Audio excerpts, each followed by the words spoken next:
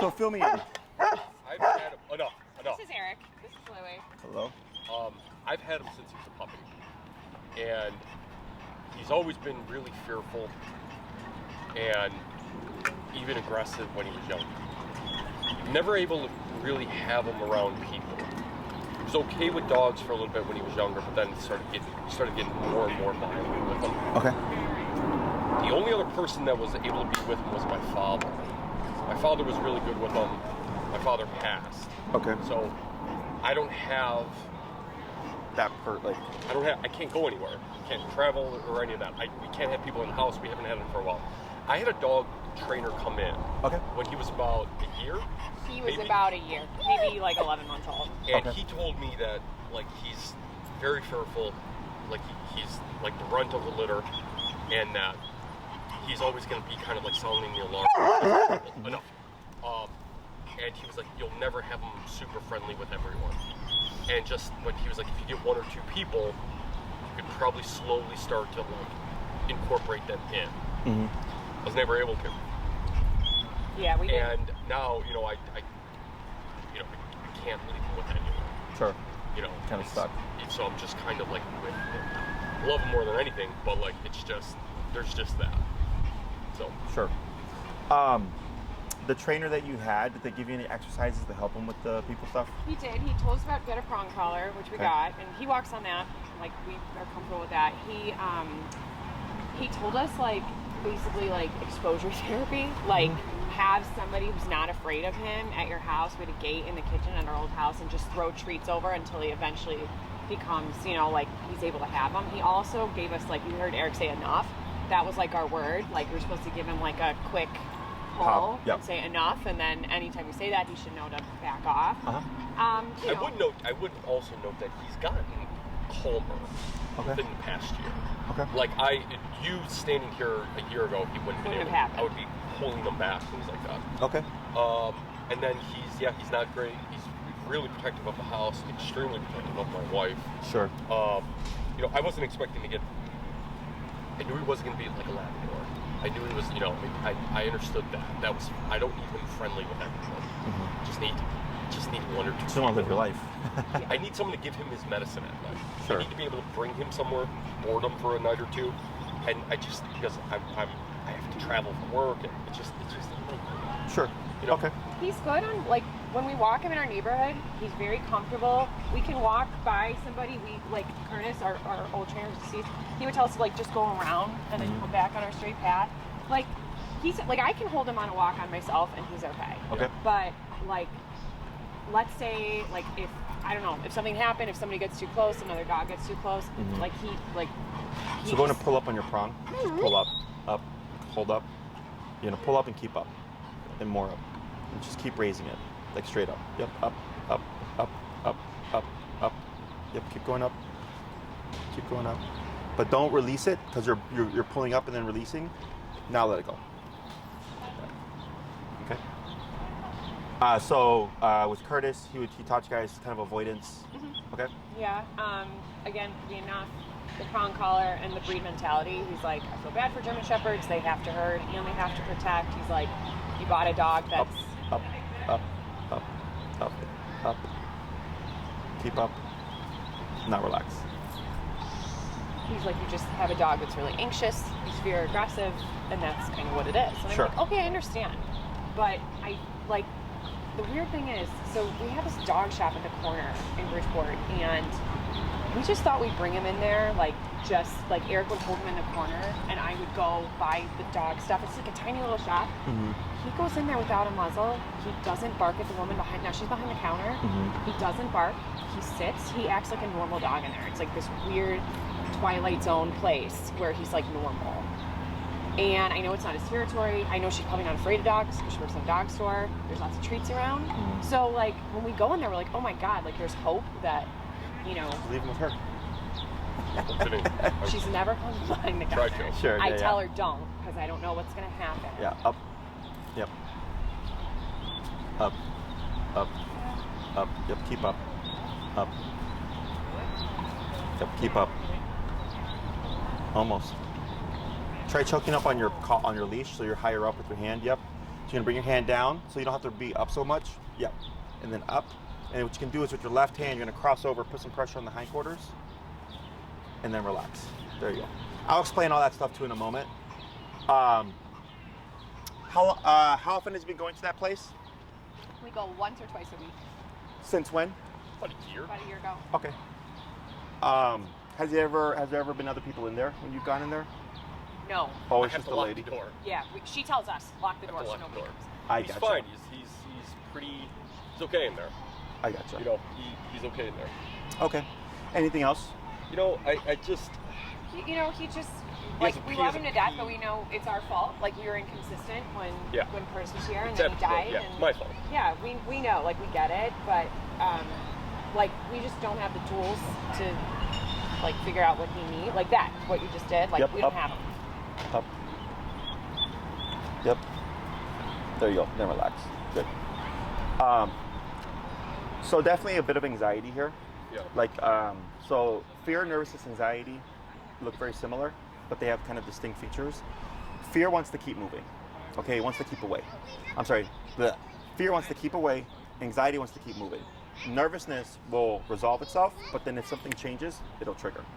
Okay, so like that's friends will be over, the dog is barking, they'll calm down, somebody gets up to use the bathroom, Sure. dog blows up. Yeah. Okay. Yeah. So he's like, and you can, because we all get anxious, we all get nervous, we all get fearful at some point, right? Depending on what's going on at the time, it's contextual. There's some people that are just more inclined to be anxious. Sure. There's more people that are inclined to be nervous, and then we're a mix of all the in between, right? So for him, from what I'm seeing right now, definitely a bit of anxiety, right? Because he keeps wanting to move. You can hear the high-pitched whining and stuff like that. So what you're doing here is when we work with dogs, we tend to go opposite to them. There you go, he caught himself, and then relax. If the brain moves, anxiety, we make it sit still. If the brain wants to sit still, locks up, wants to shut down, we make it move. Okay? Because we go opposite to what the dog's natural coping mechanism is, right? Because if you let him move, what's he practicing? Being anxious. Being anxious. Exactly. So your dog is still anxious, except what you're telling him right now is contain it, right? So then he's like, all right, well, I have to hold, but I want to move. And this is just a Band-Aid right now. This is just so that we can have a conversation, just so that he doesn't, like when that dog was over here, like he was starting to lock on and stuff. Yeah. And then when you did that, you're pacifying the brain, okay? You're telling it to settle down. The reason why we're not saying sit here is because it's not about sit. What are we telling the dog to do on a deeper level? Just that you're okay. Relax. Okay, we're telling the dog to relax. When we see this, we tend to think obedience, sit, right? So if you go over to someone's house and they're like, hey, make yourself comfortable, what do? Sit. You might sit, right? You relax. So for the dog, I know it sounds kind of dumb, but it makes a big impact in my opinion, is if you say sit, you've now triggered a mechanical, physical response as opposed to a mental response. Because sit is a cute behavior. Put your butt down and don't move, right? But I don't care if he moves, because right now he just laid down. Right. That's not sitting, right? But what does that tell us? He's more relaxed, right? Because you're not letting the brain continue to overwhelm itself by continuing the anxiety.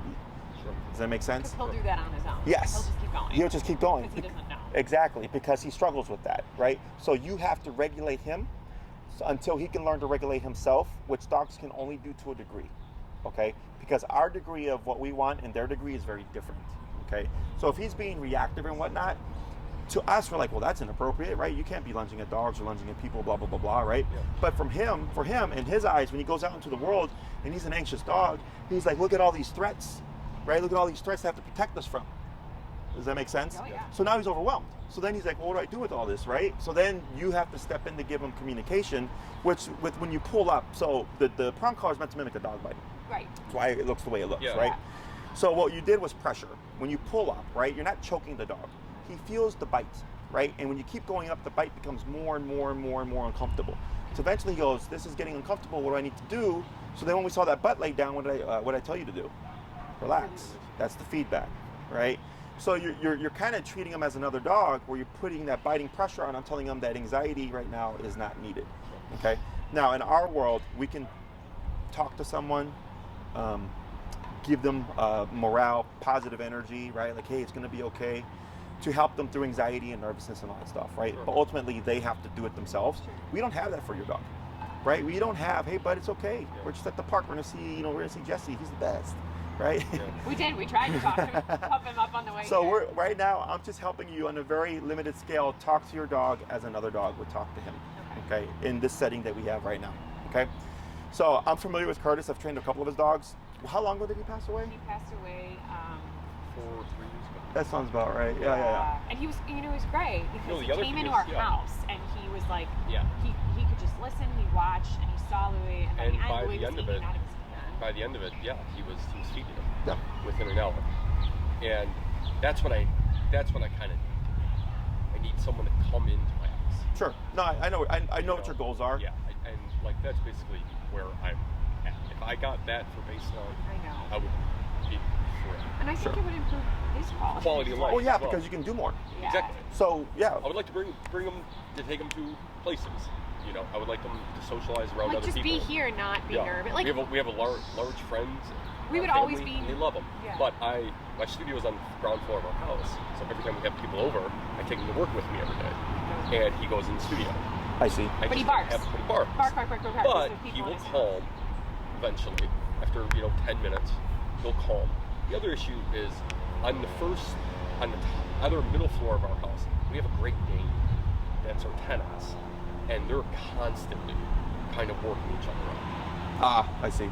She's very, very. She's also quite anxious. She's very anxious, and every time that she goes out, he comes flying to the window. Okay.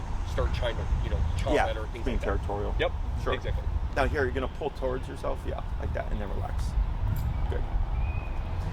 Because that's even though he was like going to sniff something, I don't want the brain to get stimulated to any degree. I just want him to just be passive. Understand. Okay. Yeah. So I'm assuming you guys did research on us before you booked this. I did, and I watched some of your videos, and I'm like, well, A, you're not afraid of Louis. Yeah, no, because- I've had worse. I know, but like that was big for us because a lot of comforting to people are afraid of him.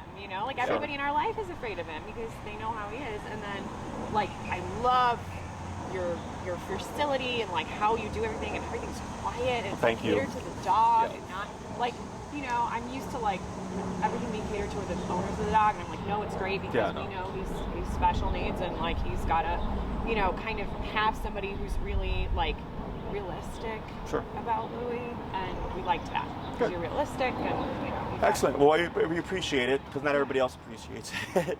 But yes, We get it. we're about the dog. Everybody can look nice and cutesy and talk to your dog in a baby voice and all that stuff, but at the end of the day, I don't it's not want that. healthy. Yeah. So we train with remote collar. Yeah. Okay, you guys familiar with remote collar? Yes. Do you know what the Little. technology is? No. No. So I'll coach you on all that stuff. So e-collar, some people call it a shock collar. Okay, Yeah. that's an incorrect term in my opinion. Shock comes from two places.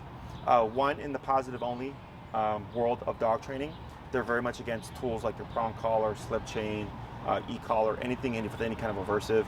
There's even some schools of thought where you can't even tell your dog no. Okay. I had a client who was in a puppy class who told her puppy no in the middle of class and got kicked out the class. Yes, it's fucking crazy.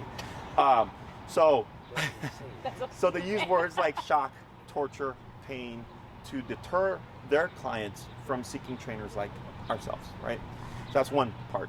The other part is that when e-collars first came out many years ago, 40 years ago, I believe, they only had like 3 to 5 levels. Whereas the ones we have now, the ones that we use, have 127. So 5 and 127 are equal. I just have 122 more divisions. Whereas before, if you have 1, 2, 3, 4, and 5, that's like jumps of 20 to 30 numbers. Okay. So it was shocking. They were more abrasive. Does that make sense? Yeah. So that's where the term kind of comes from, either one of those places. An e-collar is simply a miniaturized TENS unit. Have you ever been to a physical therapist or chiropractor? Yeah, I mean, Have you had stem therapy? no. No? But I know they do it. Okay. My cousin's a physical What therapist, exactly is It's a muscle stimulator. it? Okay. So you can even ask your cousin, Cousin, yeah. who's a physical therapist. Yeah. So there's like these circles with wires, Yeah. and they turn the machine on, and it'll cause the muscles to twitch involuntarily. Okay. So because muscles is all about like electrical, whatever, right? So it's the e-collar is the same thing. There's 2 probes in the collar where it makes contact. You'll see it stimulate the muscle. So you put on the dog's neck, you would see the neck stimulate, but nowhere else would the dog feel anything. So it's centralized only to where the collar is making contact. Okay? So it's not electricity, it's electric, but not electricity is how I try to describe it. Okay? It's not a current, it's not like the electric chair. Okay? So the word shock gives the impression of like you're electrocuting your dog, But I right? always thought it was. Yeah, no, it's a miniaturized TENS unit. They use it all the time on humans, okay? They use a lot in sports rehabilitation therapy. If you've ever seen those videos where they recreate labor contraction pains in men, that's technically the same technology, but labor contraction pains are obviously very uncomfortable. Right. So the machine is operating on a higher level to cause stronger muscle contractions, okay? So the reason why we use this tool, one, right off the bat, you get off-leash control, okay? It's the only tool, in my opinion, that allows you to have full control both on and off-leash. With food, if there's something greater reward in the environment or something that's more stressful than what you have, the dog's not going to care about the He food. doesn't give a shit about food out here. Right. He would not hit in our house, yes. Here, no. Outside, too much, okay? Prong collar, great tool. However, once you remove the leash or the prong, you're stuck, right? E-collar, I remove the leash, I still have communication with my dog, okay? 3, it's very easy to learn. It's very logical in the terms of how we teach it. I've broken it down. I've gotten rid of all the extra crap that makes it too complicated. I've just simplified it, okay? So as long as you have common sense and logic, you can learn how to use the e-collar, at least in the way that we use it, okay? So dogs are physical animals. They nip and bite each other, right? They do it to correct each other. They do it to show affection. They do it in play. They're very much physical, mouth-based creatures, right? So your prong collar mimics a dog bite, right? So because you have a tool that he understands what it is, I was able to help you just pacify your dog, right? But it takes a bit more technical skill, okay? With the e-collar, it's technically the same thing except at the press of a button, okay? But I have to help you find what number is going to be equal to your dog within the context, because every context is different, okay? There's the context of you're in your home and it's quiet. There's the context of the Great Dane upstairs is going out to use potty, right? There's the context of someone's entering the home. There's we're walking by and someone runs right past us, right? Those are all different contexts. So if he's not under stress, your number will most likely be lower. If he's under stress, I would expect the number would be higher, right? But we can always match the dog because it's not about physical intensity with the prong. Because let's say he becomes reactive and you have the prong and you're trying to do the correction, right? I get dogs where you can give them your harshest correction and they blow right past it, right? Because you can only do so much with the yank. You have limitations. The e-collar also has limitations, but it's not based on physical strength. It's based on output, okay? So I go 10, 20, 30, 40, 50, 60, 70, 80, all the way to 127. I have 127 levels of varying pressure. Does that make sense? So when we deal with cases like this, most people think we're gonna piss the dog off and then punish the dog for being aggressive and stuff. That's not how it works. It's technically an approach, it's just not the first approach, okay? The first thing that we always teach is heel, okay? Now, Curtis may have already gone over this with you before, but we need, heel is walking on a leash, okay? Sure, yeah. So the reason why the heel is so important is because most people walk their dogs 3 times a day, 7 days a week in the city of Chicago, right? To potty their dog. Yeah. So that's 3 times a day, 7 days a week. You're practicing how to use your e-collar, so you learn to get more comfortable with it faster. Also, e-collars unnatural to dogs. They're not meant to have their muscles stimulated, right? But it's the closest thing that we can get to a dog bite without actually physically biting the dog, okay? So then for him, let's say you use the e-collar. E-collar is a stressor because it's a consequence, right? Your dog's anxiety may go up in the beginning. It's normal, okay? Because it's a stress response. But guess what? We work the dog through it. So then he's like, okay, I got anxious to this tool, but it keeps coming back. It's nothing bad. It's actually communicating with me. Stress levels go down, right? So now he learns that this thing on his neck isn't a bad thing. It's your line of communication. Does that make sense? Okay? Because most people tend to use the e-collar when the dog is at their worst. Right. Okay? So if you use it when they're at their worst, the collar is now just purely seen as a punisher, okay? As opposed to a line of communication. Does that make sense? Yes. Now we can still use it to punish, but I want the dog to see it as like, okay, this thing tells me what to do and what not to do, but if I get really out of hand, the consequence may be harsher, Right. okay? Because you have to match the intensity. So we see what does heel fix, okay?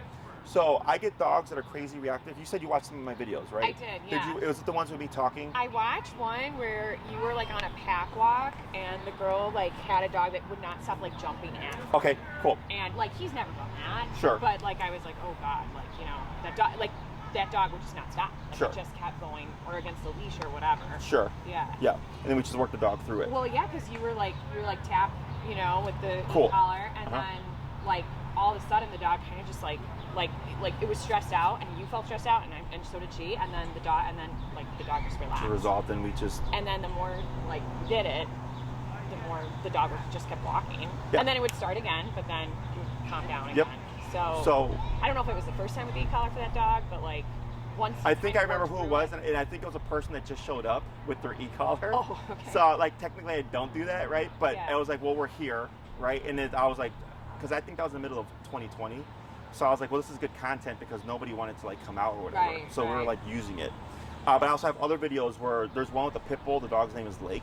Okay. That one's a good one to watch. Okay. So she shows up, like, worse than this guy, okay? And we're indoors. And then you see, and it's me breaking down the class, and you see her go from hyper stressed to calm and passive to where I actually make contact with her and she doesn't do anything, okay? Because the dog was going after people because it was like him. He came already overwhelmed. Yeah. So then when you add physical contact, the dog is already overwhelmed. You're Right. just adding more stress on top of stress. So once we calmed that down, and then I went in to make contact with the dog, there was nothing. And they're like, wow, this is crazy. I go, because we calmed your dog down. Right. Now the dog's calmed down, it's not overwhelmed. I can make contact because I didn't think their dog was human aggressive. I said, your dog is just overly stressed and it's acting out to anybody that got close enough. So once we calmed the dog down, the problem went away. Yeah. Okay. Now that's not every case, but that's why we start with heel first, because I want to see what does heel fix. Okay. So then 7 days a week, 3 times a day, you're practicing this regular structure. He needs structure. What you just gave him right now was structure. You just said, hey, bud, I know we're outside, but you need to relax. That's technically structure. Okay. Now heel, it's not about the obedience. It's about the discipline. It's about the e-collar. It's about you nipping and biting him, telling him you can't do that, you can't do that, you can't pull me, you can't pull over there, you can't pee on that.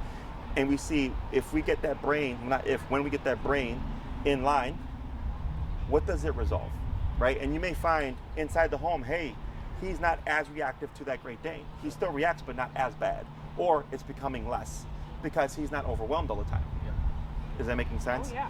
Once you start to get the dog to a place of stability, you start to notice differences, okay? I had another case, it was a German Shepherd. Similar, went to another trainer, it was an e-collar trainer.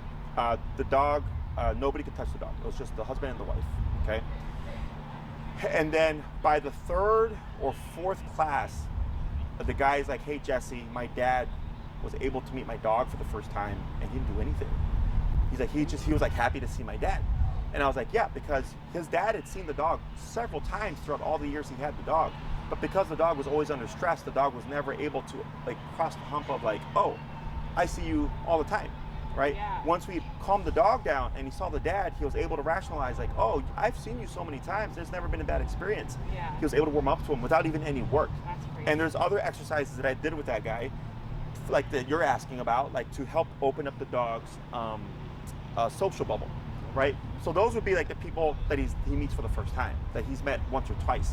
But a lot of times when we get these kinds of cases and they see someone who they've met several times before, they just turn over right away because they've already seen the person. They know, They've they just smell it. never Yeah. got over the hump of distrust. Okay? And on my channel, I actually used to have tons of training videos. It was all out there. But then people started targeting us because they didn't like the way we trained and like leaving us 1-star reviews just off of watching a YouTube video, just because they didn't like e-collar. Oh, I see. So then I had to take them down. So I still have them up, they're just unlisted because I wanted to have, for my clients, resources. Yeah. Because it's like, I have a dog just like yours that I've trained 5 of them. Here are some other videos you can watch, right? So that for you, you're like, well, not only has he trained other dogs, he's making progress. And plus, if you're struggling, hey, here's somebody else that had the same problem, we worked through it. Here's a visual resource for you. Yeah. You know, but unfortunately, people, Oh, I know. you know. So what I've done now is I have a website that was built, and it's password based, and clients can log in, and all the videos are there. So it's still a resource for clients. It's just not publicly available anymore because of assholes. Right. Okay. So You know, my parents even used an e-collar on their golden doodle, who we joked was like a stoner dog. Like he was just like happy to be here, just chilling with everybody all the time. And they had one because they didn't want him running out of the yard because he would tear after a rabbit. Yeah. Like that was just his thing. Yeah. And so, and like they're like, it's fine. Feel like it's fine. He doesn't mind it. We don't mind it. Just keep him in the yard. Yeah. So for Wasn't this big guy, deal. the other thing is, like, let's say, in order for us to get him to open up, we would have to press boundaries. Being, I would make contact with your dog. Okay. Now I have a special suit that I wear. It's a 60-pound suit. It's the bite suits that cops wear for like canine training. Because if he is aggressive, it allows us to gauge, well, how bad is it, right? Because he can look very dangerous, and in the moment I touch him, he just shuts up, right? Because he's like, okay, I was bluffing. Or he tries a little bit, and then he stops, or he full-blown goes, all right, you're the first person to test me, here I go, right? Right.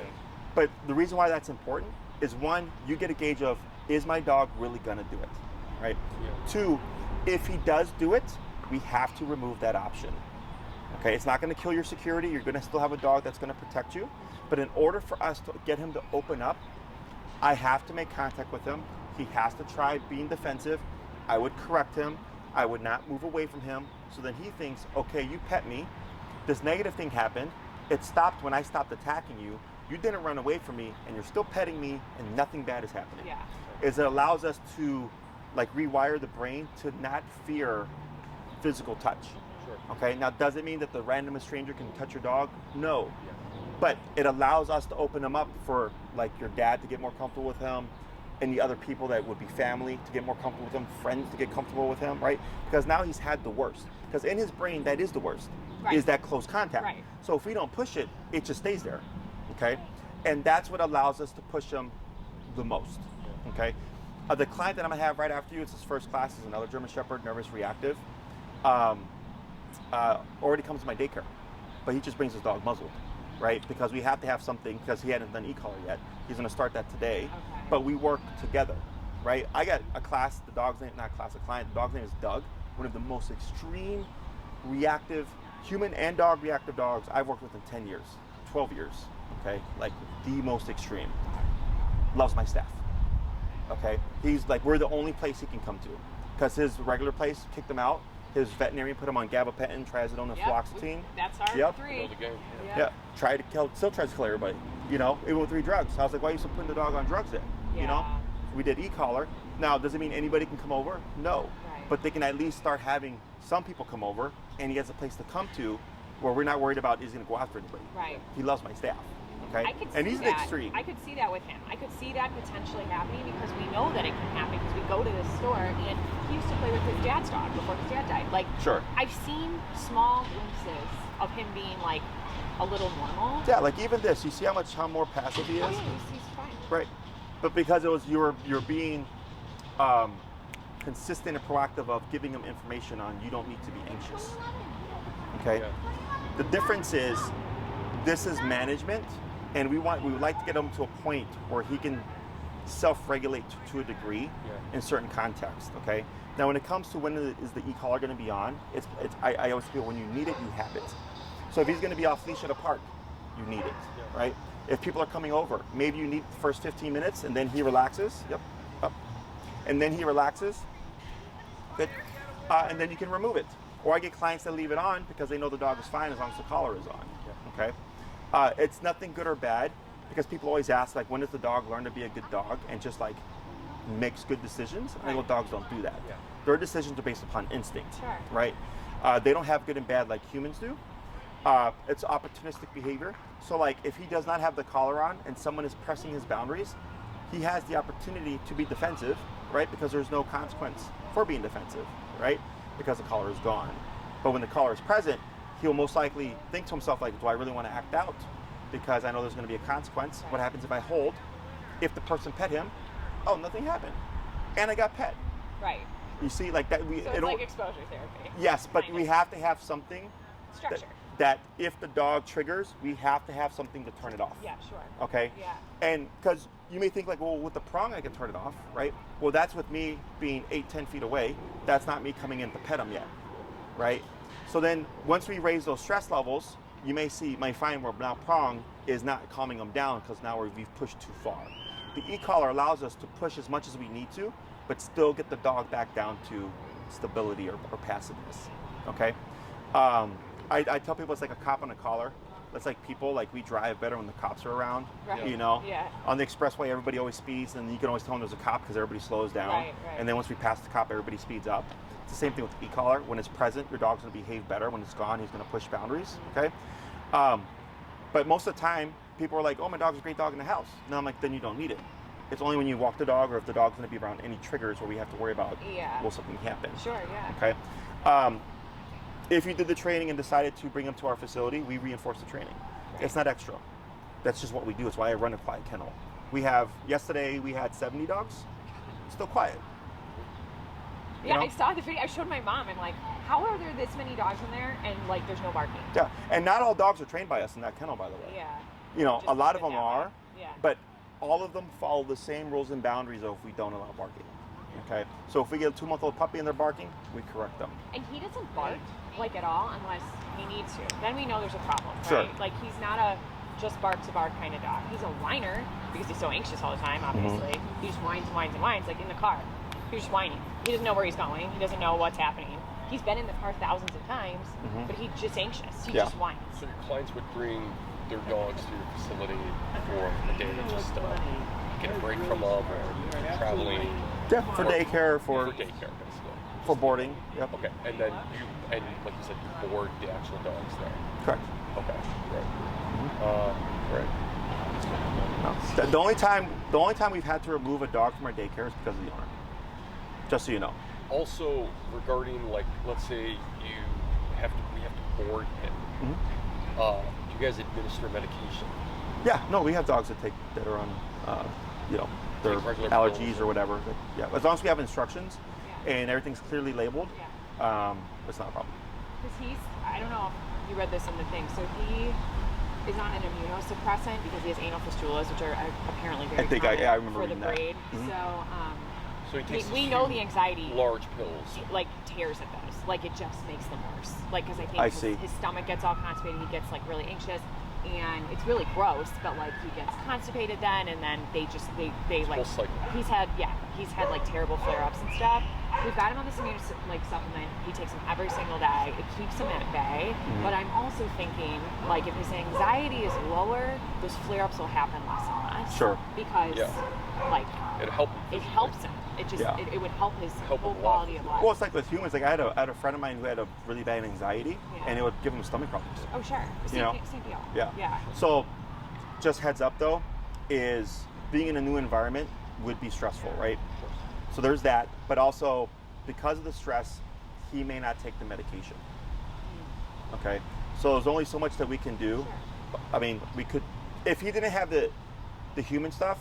Because we've had dogs where we have to just put the pill down the throat, but it's like we're not worried about the dog biting their hand, you know? Right. So if we have a dog that already has issues with humans, that's where things get a little tricky there. Yeah. Because if he has a thing with humans and we have to give him the medication and he's not taking it because he's stressed, well, kind of going in with our hand, it's kind of putting us, that's a heads up there. They do offer like a shot where it's like a... One thing we could try to do is maybe like a concentrated dose. Like one... Let's say we just bring them, just for a daycare for a day. And I don't give him his medicine. After a while, maybe he gets close enough and you're around him enough and you're with him enough. Yeah, it's all about time. Yeah. Everything's about time. Like Doug, when he first came to us, was like super growly. Doug's the pit bull I was talking about earlier. Now, like he sees us and he's like wagging his tail and stuff, you know. Yeah, he loves it. And they come from St. Charles to drop them off with us because we're the only place that can have them. You know, we have another client that drove 30 minutes and her dog was similar to your dog. And she did because we have a 3-day evaluation to ease the dog into the environment. It's not done overnight. You just bring your dog for daycare day. It can be once a week. It can be consecutive. There's no rhyme or reason to of how you can do it. We just suggest you bring the dog in for those 3 days because it allows us to ease them into the environment. Okay. First day, he doesn't meet any dogs or anything. He's on the floor. He sees everything happening. If he's got his collar, we would correct him if anything happens. And my staff handle him. So it's just the staff getting the dog used to the facility, right? And the structure of things. He may do treadmill time. The second day, they start to bring him around dogs and other dogs in terms of passing, just to see, like, does he vibe with anybody? Does he have any interest? Does he not have any interest? Is he tense? Are those hackles up? The third day, depending on how he does, it's a repeat of day 2. And then they may push into day 3 if they feel like there's a personality type that he takes well to, okay? Otherwise, if he doesn't do well, it's not a big deal. there's always stuff for the dogs to do, or they'll do it if you brought them like let's say you brought them once a week for daycare, then they would revisit trying to socialize them. But we can't guarantee that we could make him social, you know. But he wouldn't be in a kennel all day. They do stationary work, which is the place command, where they're on the floor, they're on their own dog bed, and there's trainers walking by training dogs. Clients are coming in, dogs are playing, dogs are on treadmill, puppies are playing. There's a lot of stuff going on. The dogs just sitting there hanging out with everything going. It's like exposure, you know. But if the dog acts up, we would correct it, and then treadmill time for physical exercise. And all that stuff just comes with how I run my daycare. Okay. The only times we ever had to remove a dog isn't because the dog was too aggressive or anything. It was because the owner was not allowing us to do what we need to do in order to run a quiet kennel. Okay. As long as like, hey Jesse, here's the e-collar, and if you need to keep my dog muzzled, fine, then we have no issues. Okay. Questions about any of that stuff? Do you have any questions? It sounds pretty regimented. I like it. I'm a teacher, so I'm all about like you understand structure. Correct. Kids, I know they're not dogs, but they do really well in a more structured environment. Yes. I mean, humans, we have a structure too. We just don't see it that way anymore, right? Our red light, green light, yellow light is a structure. You know, our structure tends to be more like daily routine type stuff. Whereas for dogs, it's about consequence, limits, exactly, boundaries, all that stuff. Because they don't understand, red means stop and green means go. In terms of what you want to achieve with your dog, like, what are you looking for in total? I want to be able to either A, have someone come into my house, take him out a couple times a day, give him his medicine. If we go away. If we go away. Right. I want to be able to, it would be nice to be able to bring him to a daycare, just so he can get out of my house for the day. Sure. Just to get some, we exercise the hell out of him. And it would be nice to be able to drop him off. Well, and he used to love the dog park. Yeah. Right? When he was a puppy, puppy, I used to be able to bring him to the dog park. We would take him to the dog park. Now, he wasn't like Mr. Personality in there, like some dogs are, and they just love it. He had his times where he's like, all right, I've had enough of this, you know? Or, you could tell like it's getting tense between him and another dog. So those two things. I would like to either be able to board him for, 1 or 2 days, or have someone come in my house and be able to take him out. I just need one more person in his circle, 2 more people, or another place. I just need another team with him. And that's basically it. Like, and Is there anything else? I mean, I'll be very honest with you. Like, we just got married. We're thinking about having kids. We've been together a really long time. But I'm like worried about a kid in my house if something happened. Sure. Like, it's a dog. It's an animal. Sure, yeah. I love Louie. Like, he's my own kid. But like, if there's a baby there, like, I'm not gonna be able to control him. Sure. And so I don't think he would do anything, but you never know because it's an animal in your house. So I would love to have tools to like control that, feel better, more confident. Okay. Yeah. That's good. That's good that you brought that up because makes a big difference. I don't mean to like give you too much information. No. But I think that would be a very realistic situation. Yeah. In our life. No, you're correct. I mean, I don't know if you saw that couple. They had the 2 Great Danes and the lady's pregnant. Oh, I know. And I had to scold them a little bit because the dogs don't take them serious because they're not strict enough. And it's like, so she was trying to correct something because she was walking both dogs at once, right? Because I told her, I'm like, I know you don't think that you will do that because there are 2 Great Danes and a baby's coming. I'm like, but trust me, shit happens where it's like, I didn't think it was going to happen, and now I'm stuck with this problem and I have to do it, right? So I'm like, we're going to cover it.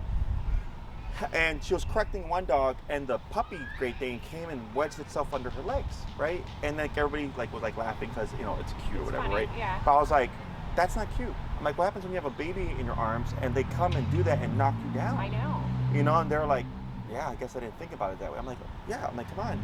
And then I get it because I understand the human component of like companionship. Great Danes are sweet, blah blah blah. I'm like, but you have a baby and these guys are big fucking dogs. And I had a client who had a Great Dane who's dog reactive, and she was pregnant when we were doing the training. And I had a conversation with her because her dog became reactive one day and almost dragged her down, right? And I told her, I'm like, why didn't you let the leash go? And she's like, well, I didn't want it to go and get to the other dog. I was like, I would gamble, because she had the e-collar. I'm like, you could max out that collar. I'm like, I'm confident your dog would have just stopped in his track. Yeah. And she knew also that the dog never attacked. He would just come up and bark. Right. Okay, so I was like, plus you also know that. So it kind of takes away the liability of, is my dog going to attack the other dog, right? Because I was like, because if he brought you down and you fell face forward on that belly, because she was like in the last trimester, I'm like, that's really bad, you know? Really bad. And then she's like, you know what, Jesse? She's like, I didn't think about it. She's like, thank you for telling me. She's like, the next time, you're right. I should just let that leash go and not argue, right?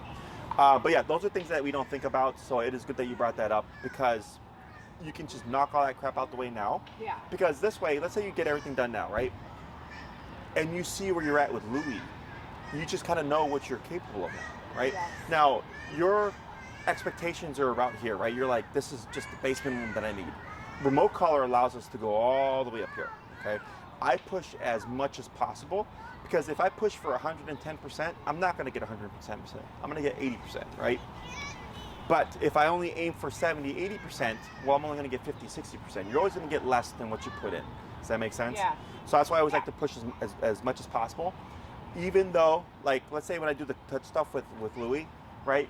It's like, it's not realistic. No one's gonna just come up and touch him, right? It would just be the people that he knows and stuff, and the people that we would work with. Yeah.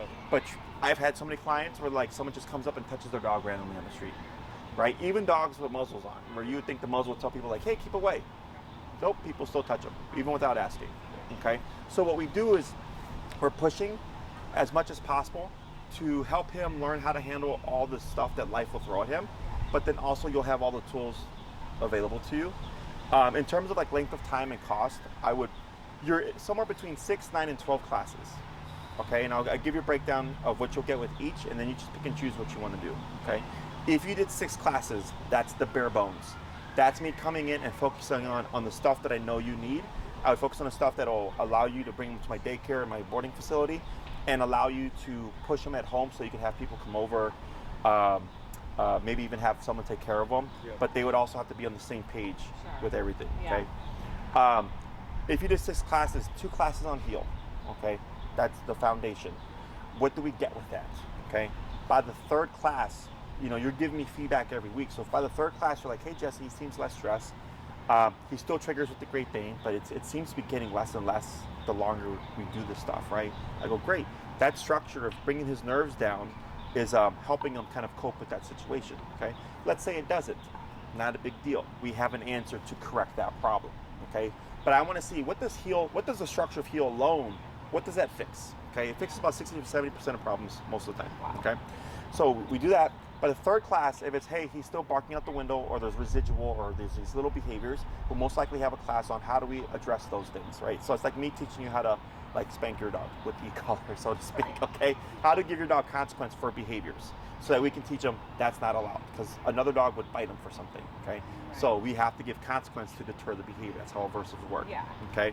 By the 4th class, we'll most likely be doing, either 3rd or 4th class will be, they may flip-flop, is I would want to press touch, okay, to see how does he respond to me touching him, okay? To give us a feel for where is he at, okay? Is he a bluffer? Does he get a little bit of intent, but then he gives up right away? Does he freak out more?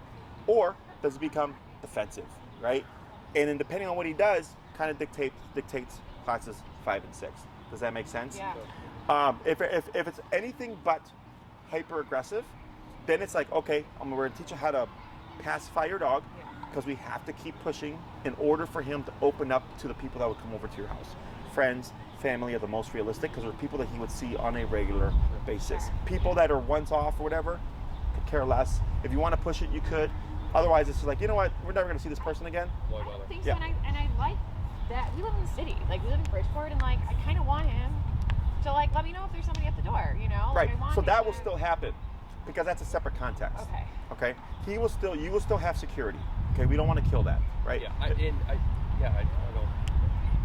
We don't need everybody meaningfully. Correct. Yeah, it's the people that we care about. Everybody else, it's like, who cares? Right. And let's say he stops barking as much, and you're like, hey, Jesse, we kind of lost some of that security. We can always bring it back. Yeah. Okay. It's not a. I also don't need a security. It's just, You got a sizable I dog. don't need They're a it. natural deterrent as it is. Yeah. Yeah. Okay. So if you did 9 classes, it gives us, we'll most likely be able to cover more obedience type control. Okay. Recall, very important, in case he ever gets off leash. Plus the freedom of being able to let your dog off leash and not worrying about, is my dog going to take off, even if something spooks him, right? It gives you the greatest reliability of returning your dog. Yeah. Okay. And this is all at your facility, We do it here. in the park. Yeah. We train here. Okay. We're out in the middle, and this is not even busy for Oz Park. This is like this is like a 40% of how busy it gets here. Okay. This is why we train here, okay? Because you're in the midst of it. Now, if you want to do in-home, we do offer in-home, okay? What most people do is we train at the park for all the obedience stuff. There's classes that we can do at my facility, like the touch stuff, behavioral stuff or whatever we can do at my facility, not have to worry about the environment. And then it's like, okay, well, we want to work on people coming over. Well, then you would just pay an upcharge for the one class, and then we have the one class that needs to be inside the home, okay? If you wanted it all to be in the home, I have very limited availability now, okay? Because I train you here, so then I got to leave, go to Bridgeport, Sure. work with you, come back, you know, so it's trickier. Most people, they do here in at my facility, and they just do the one class, maybe two in the home, and it works just fine, okay? Because it's all about, what's great about the e-collar is the context doesn't matter. Whether you're inside or outside, building or at the home or whatever, because it just comes down to, well, at home, my dog's number is 30. Right. At the facility, my dog's number is 20. At Oz Park, my dog's number is 50. You're just adjusting your remote to the environment that you're in, okay? If you did 9 classes, a little bit more buffer for behavioral stuff, which I don't think we need that many, but it's more so we can cover more obedience type control, okay? So recall is very important, and most likely we could cover the place command, okay? Place command is stationary control. Why that's important is because let's say someone comes over, people come over, and let's say you're doing the exercises, but maybe he's just not warming up to them. Yeah. Okay? Place allows you to have your dog in the space. He's contained, he's not gonna jump off of it, and you can have your guests over, right? So it's like, all right, guests, please give my dog, you know, an 8-foot buffer, and as long as, you know, you leave him alone, he leaves you alone, we're good. Yeah. Okay? So it's a balance of behavioral work, which is we want him to open up to the people. And then there's obedience where it's like, okay, we've tried to get him to open up to... And he's not interested, let's leave him alone. He's over there, but you're not having to worry about, well, I got to take him to work, so we have guests come over, or you got to take him to daycare. You can still have your dog with you. Yeah. He's just contained, okay? But Yeah. still within the social space. So he still gets to be a part of the life. Yeah. It also allows you, if you want to take him to like a beer garden or a restaurant, okay? He's If there at your we- feet. If we continue at like the Home Depot with us, there was a girl member there, and she was walking around with a German Shepherd, and I'm so jealous of her. Yeah. Like, she can walk around with that dog, and he's not barking at anybody. Like, if I could take him to Home Depot, that would be like, it would be an amazing thing. Yeah. Or a restaurant. Can you imagine him at a restaurant? Yeah. Never. I mean, but that's why like training here would have value for you, Yeah. because we're in the midst of a busy environment. So when you're like, hey, we want to apply what we learned in another environment that's either less busy or maybe a little bit more busy, it's fine, because Yeah. this is where we're training. Yeah. We're not in a quiet room, right, hoping that it transfers to life. Like this is why, because we started training here because of COVID, because nobody wanted us coming over, all that stuff, right? So I was like, well, we'll train at the park. People loved it because there's shit going on. Right. So they're like, Jesse, I'm with my reactive dog in the middle of Oz Park and all this stuff is working. I go, yeah. Yeah, I'm it's like, real life application. yeah. Okay. So that's why I said, you know, your expectations are here, but you can absolutely get more. You just have to put in a little bit more work, okay? If you did 12 classes, that's more so if you want a really well-trained dog, okay? I don't think you need 12 classes. I think 9 is more where you're at with the whole baby thing, because you want to think with the baby, right?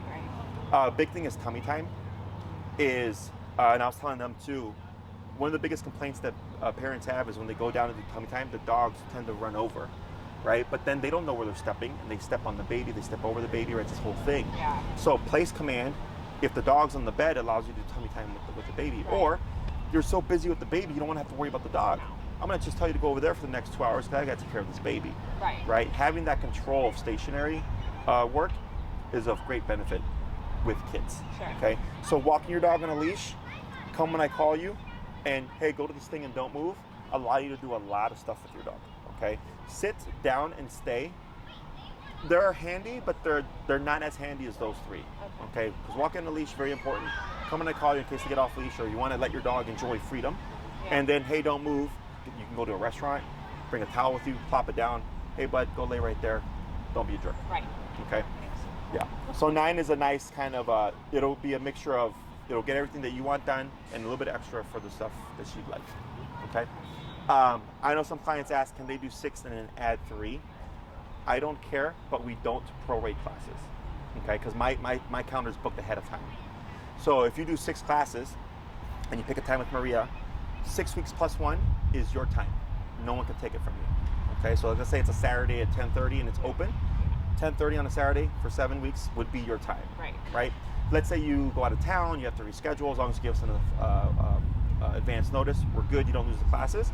But let's say we hit the 7th week, Maria's already booked somebody else that week going after. Yeah, of course. Right? Because it allows her to keep my calendar moving forward. Okay? So then, if you're like, hey, we want to add 3 more, you're technically rebooking again. Because now you're back in line. She's got to book everybody else, and then you would come in to book your time. Okay? If you commit to 9 up front, it's cheaper per class, because we have 3, 6, 9, and 12 class programs. And it gets cheaper the more people buy. But yours at minimum 6, and then 9 is we can get all the stuff done and have some wiggle room to make sure we cover a bit of recall and the come and called stuff. Yeah, I'd love that. Other than that, he just doesn't do it consistently. Selective. Yep. Yeah. He's got selective hearing about that sometimes. Yeah. He's a good dog. He just needs a lot of structure, I think. And you know, we've seen little glimpses of it, and I would just want to like open that up for him. And like we keep saying, we should have done this years ago. We should have done this years ago. We should have done this years ago. Like enough is enough. Like we need to kind of do something about it. If you'd like to see an example, you know, if you go back to my YouTube channel, you should see. It's a playlist that's called Dog Training or Client Highlights, and in that playlist are some videos that are up that I talk over to explain the process. Lake is a really good one, and Birdie. The white dog. The big white fluffy Pyrenees. Yes. Yeah. So they came from Austin, Texas to train with me. Yeah. Because they had a place here and a place in Austin, because they have 2 businesses, and they fly back and forth, and they needed a place to bring their dog when they were in Chicago. So then they found me, and we worked with their dog, and she made great progress. That's right. Yeah. So, other than that, it's pretty much it.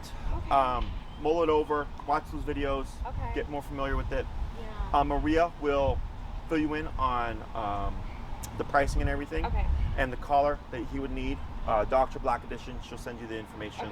I don't care where you get your collar, I just care that you get the correct collar. Sure. Okay? Do they sell like on Amazon or something? You can get them on Amazon. We retail them as well. Just be careful if you get it from Amazon. They've sometimes been sending the wrong collar. Oh, okay. Because there's different models. It's called the 1900 system, but there's like 5 different 1900 systems. So every now and then they send the wrong one out. Okay. So, but she'll send you the information, and then she'll handle the booking and everything. If there's any questions you may have forgotten to ask, feel free to ask her. If they pertain to me, she'll email me, and I'll send her an email back. Cool. Otherwise, I've seen this kind of case, Lord knows how many times throughout my career. I'm not too worried about it. Just keep in mind, I can only help you as far as you're willing to go. Right? If we're gonna press those nerves, it can get emotionally uncomfortable, because people don't like to see their dog under stress and to act out and stuff. But trust me, it's for the benefit of your dog. It's for the benefit of you guys, so you can actually have a life. And we want him to open up, like you said, like he's closed off. You know, so he'd be able to do a lot more stuff once you work him through all that stuff. Okay? Even this is. Let us mull it over. I just send over the information. Yeah, I will. I'd love to just have a little bit more of our life back and his too. Yeah. So. The obedience stuff is easy. Yeah. I'll never worry about obedience. It's the behavioral stuff. Yes. Okay? Yeah. And typically, so like let's say you do a 9-week course, as you make progress, because if you're doing 9 weeks, it allows me to play with time a bit, because I usually space out the classes towards the end to allow you more time to make sure that everything is working as we expect it to. I got a case technically right now, because she's not finished her program. Same kind of dog. Dog's name is Ember. She just came for us to boarding, and then she was, man, anytime she saw me, she was growling, and then I had to press the touch thing. Once we press the touch thing, now she sees people and she's like wagging and stuff. She was able to get a boyfriend, because she couldn't have anybody come over, so she was out there with her dog. She was able to get a boyfriend. Her boyfriend's sister has a dog, and they've been able to do stuff. So. But, you have to be willing to push those boundaries, otherwise, you stay stuck in that. I think we're willing now after time, because we know the adverse is worse. So it's like we're kind of ready to get in that zone. I don't have a choice. Yeah, we're choiceless. It's like we have to. Yep. So we've got it. Thank you. Yep. And then if you want to get upset with the facility stuff, you can ask Maria, and she'll send you the information for all that stuff too. Great, that'd be great. Okay? Yeah. Awesome, Thank guys. you. Take care. So I have to nice get to my meet next you. one.